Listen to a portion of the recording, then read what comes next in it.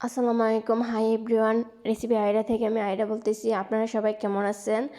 আলহামদুলিল্লাহ আমি ভালো আছি। আজকে আমি আপনাদেরকে সমোসা পিঠা বানিয়ে দেখাবো, জাল জাল সমোসা পিঠা বানিয়ে দেখাবো। আমার পিঠাটা অনেক কিসমি হয়েছে, খুবই মজা হয়েছে পিঠাটা। আপনার বাসায় এটা বানাতে পারেন। আজকে আমি চিকেন দিয়ে সমোসা পিঠা বানিয়ে দেখাবো, জাল জাল সমোসা পিঠা। চলুন শুরু করা যাক। Let's go to the kitchen. আমি একটা পাত্রের মধ্যে পরিমাণ মতো পানি নিয়েছি। আপনারা যতটুকু পরিমাণ মতো পানি নিতে পারেন। এখন আমি 1.5 কাপ আটা দিয়ে দিচ্ছি। আমি আজকে আটা দিয়ে বানাবো সমোসা পিঠাটা। এখন আমি এটাকে 5 মিনিট সিদ্ধ করব। আপনারা এটাকে 5 মিনিট সিদ্ধ করবেন। আমি 5 মিনিট পর ফিরে আসতেছি। ডোটা কীরকম হয়েছে আপনারা চেষ্টা করবেন গরম অবস্থায় এটা মাখানোর জন্য। গরম অবস্থায় এটা অনেক ভালো হয়। আপনারা হাত দিয়ে মথবেন এটাকে ভালোভাবে। আমি হাত দিয়ে ভালোভাবে মরতেছি। দেখেন আমি গরম অবস্থায় এটাকে মাখতেছি। এইভাবে আপনারা এটাকে মাখবেন গরম অবস্থায়। এইভাবে আপনারা এটাকে হাতে করবেন। ভালোভাবে আপনারা ডোটা তৈরি করবেন। ভালোভাবে ডোটা তৈরি করলে আপনার পিঠাগুলো অনেক সুন্দর হবে, মচমচে হবে পিঠাগুলো। আমরা শীতকালে অনেক পিঠা খেয়ে থাকি। এখন আমি আজকে আপনাদেরকে সমোসা পিঠা বানিয়ে দেখাবো। এই তো আমার ডোটা হয়ে গেছে। আপনার এটার মধ্যে আমি এখন ডোটা বানিয়ে ফেলছি। এখন আমি পেঁয়াজ নিয়েছি, টমেটো দিচ্ছি, এগুলোকে ভালোভাবে ভাজবো। আপনারা যতটুকু পরিমাণ টমেটো 2টা দিতে পারেন। আমি একটা টমেটো দিচ্ছি।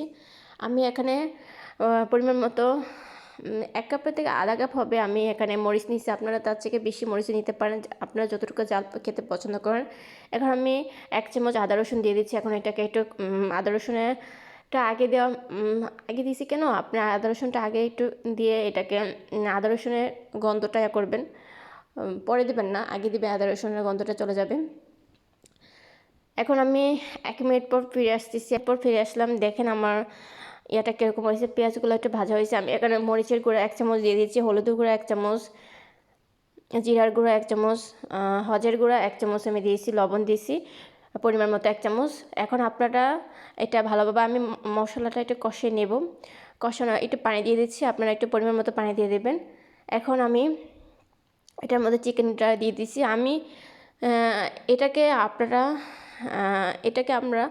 আমরা সবসময় গরু মাংস দিয়ে কোরবানির সময় সমোসা পিঠাটা খেয়ে থাকি, ঝোড়া ঝোড়া মাংস দিয়ে। বাট এটা আমাকে গরু মাংসটা আমার কাছে অনেক ভালো লাগে, আমার চিকেনটা ভালো লাগে। বাট এখন আমি এটাকে আস্তে আস্তে ভাঙবো। আমি আজকে এইগুলাকে না ভেঙে আমি এইগুলাকে এরকম করে সমোসা পিঠা বানাবো।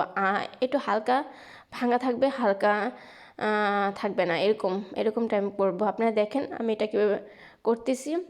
এটা খেতে অনেক মজা। আপনারা এটা বাসায় ট্রাই করতে পারেন। যদি হাতে ঝামেলা ছাড়া জোড়া মাংস ঝামেলা ছাড়া এটাও বানাতে পারেন। আমারটা অলমোস্ট হয়ে যাচ্ছে। আমি এটাকে একটু পানি দিয়ে সিদ্ধ করছি। 2-3 মিনিট আমি পরে আসলাম। আসার পরে এটাকে লাড়া দিচ্ছি। আপনারা এটাকে করতে পারেন, একটু কালার আনতে পারেন, আর পরিমাণ মতো তেল দিতে পারেন। আমার তেলটা একটু বেশি হয়ে গেছে, আপনারা একটু কমে দিতে পারেন। তো আমি এর মধ্যে এখন ডোটা ভালোভাবে মাখতেছি। এই তো মাখার পর আমি রুটিটা বানাবো। আমি রুটিটা স্কিপ করে ফেলছি, আপনারা রুটিটা বাসায় বানাবেন। এরকম আমি রুটিটা বানিয়ে ফেলছি। দেখেন আমি এখন এটাকে একটা মগ দিয়ে এটাকে আমি একটা শেপ দিতেছি। আপনারা এর থেকে বড়ো শেপ দিতে পারেন, সমোসা শেপও দিতে পারেন, বড়ো শেপ। আমার কাছে ছোটো পিঠাটা খেতে ভালো লাগে, এই জন্য ছোটো পিঠা আমি দিছি, শেপটা দিছি। আমি একটা রুটি দিয়ে 5টা পিঠা বানিয়েছি। আপনারা একটা রুটি দিয়ে আপনারা বড়ো সাইজে করতে পারেন, আপনাদের অনেক বড়ো হইতে পারে। আমি ছোটো সাইজ দিছি। দেখেন আমার পিঠাগুলো আমি এখন আমি পিঠাগুলো বানাবো, আপনাদেরকে দেখাচ্ছি। দেখেন আমি পুর নিয়েছি, পুরটা নিয়ে এখন আমি এই যে আলতো আলতো করে এগুলোকে করতেছি হাত দিয়ে। আপনারা এটার সাথে পানি অ্যাড করতে পারেন, পানি দিয়ে ভাজ দিতে পারেন, আর কাঁটা চামচ দিয়ে ভাজ দিতে পারেন। আমি কাঁটা চামচ নিয়ে নিই, এইভাবে ভাজ করতেছি। দেখেন আমার ভাজটা এরকম হয়েছে। এই তো আমার ভাজগুলো হয়ে যাচ্ছে। আমি দেখেন আমি কীভাবে দিচ্ছি। এটা অনেক সহজ, সবাই এটা ট্রাই করবেন। একবার হলো ঝাল মাংস পিঠাটা চিকেনটা খেয়ে দেখবেন। আমরা স্পেশালি কুরবানির সময় আমি আরেকটা পিঠা দেখাচ্ছি। দেখেন আমি আপনাদের সুবিধাতে আরেকটা পিঠা বানিয়ে দেখাচ্ছি। এভাবে আপনারা ভাজ দেবেন। আমরা কুরবানির সময় আমি অনেক বেশি গরু মাংস দিয়ে ওইটা করি, ঝুরা মাংস দিয়ে। মুরগি মাংস দিয়ে ঝুরা করা যায়, আমি মুরগি মাংসটা হালকা ভাঙছি, হালকা ভাঙিনি। আমার এভাবে খেতে ভালো লাগে, এর জন্য আমি এটা করছি। আপনারা এইভাবে করতে পারেন, ঝালটা পরিমাণ মতো আপনারা পছন্দের মতো দিতে পারেন। এটা সকালে ব্রেকফাস্টের সময়, সন্ধ্যার সময় স্ন্যাকের জন্য এটা করতে পারেন আপনারা। আমার চ্যানেলটা নতুন, আপনারা আমাকে সাবস্ক্রাইব করে দিবেন, লাইক করে দিবেন, শেয়ার করে দিবেন। আমি আরেকটা দেখাচ্ছি আপনাদেরকে, দেখেন। এই যে আপনারা দেখেন, এইভাবে আপনারা এটাকে বানাবেন বাসায়, পরিবারের জন্য এটা বানাতে পারেন। আমি নেক্সট ভিডিওতে আবার নতুন একটা রেসিপি নিয়ে আসব, আপনারা আমার পাশে থাকবেন। এই তো আমার সবগুলো, আমি একটা কড়াইয়ের মধ্যে তেল গরম করে রেখেছি, তার মধ্যে আমি সমোসা পিঠাগুলো দিয়ে দিচ্ছি। এইভাবে আপনারা আস্তে আস্তে দিবেন, আপনারা আস্তে আস্তে সাবধানে দিবেন, বি কেয়ারফুল, এটা আপনার হাতে ছিটা পড়তে পারে।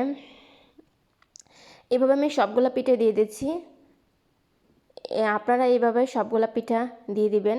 আমি একটু উল্টে পাল্টে দিচ্ছি, এগুলাকে একটু এদিক পাশে ওইদিকে এদিকে করে দিচ্ছি। আমি 1 মিনিট পর আবার আসবো এটাকে উল্টে পাল্টে দেওয়ার জন্য। আমি 1 মিনিট পর আসলাম, দেখেন এটার কালারটা কীরকম হয়েছে। আপনারা এটাকে মিডিয়াম বা লোতে গ্যাসের চুলাটা দিয়ে ভাজবেন, ভিতর থেকে এটা সুন্দরভাবে ভাজা হবে। আর যদি গ্যাসের চুলার ভলিউমটা বাড়িয়ে দেন, এটা পুড়ে যাবে আস্তে আস্তে। আমার দেখেন আমার কালারটা কীরকম হয়েছে, আপনাদের কালারটা এরকমই হবে যদি মিডিয়াম বা লোতে এটাকে করেন। এই তো আমার পিঠাটা হয়ে গেছে, আমি এখন ছাঁকনি দিয়ে পিঠাগুলো নামিয়ে ফেলবো। দেখেন আমি সবগুলো পিঠা নামিয়ে ফেলছি, আমার পিঠা হয়ে গেছে অলমোস্ট। দেখেন আমি তেলগুলো ফালিয়ে দিচ্ছি। এই তো আমার পিঠাগুলো এরকম হয়েছে, দেখতে এরকম হয়েছে। আপনাদের পিঠাগুলো এরকম হবে। আমি একটু মিডিয়াম বা লোতে বাচ্ছি, তো এই জন্য কালারটা এরকম হয়েছে। আমি একটু এরকম পুরা কালার করিনি।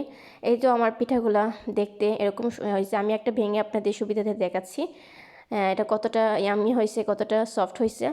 এটা খেতে অনেক মজা পিঠাটা, আপনারা ঝাল ঝাল করে খেতে পারবেন, ভালো লাগবে। ওই যে এই তো আমি ভেঙে ফেলছি, দেখেন আমার ভিতরে এটা অনেক সুন্দরভাবে হয়েছে, সফট হয়েছে। আমাকে আপনারা সবাই সাবস্ক্রাইব করে দিবেন, আর আপনারা সবাই সুস্থ থাকবেন, ভালো থাকবেন। আল্লাহ হাফেজ।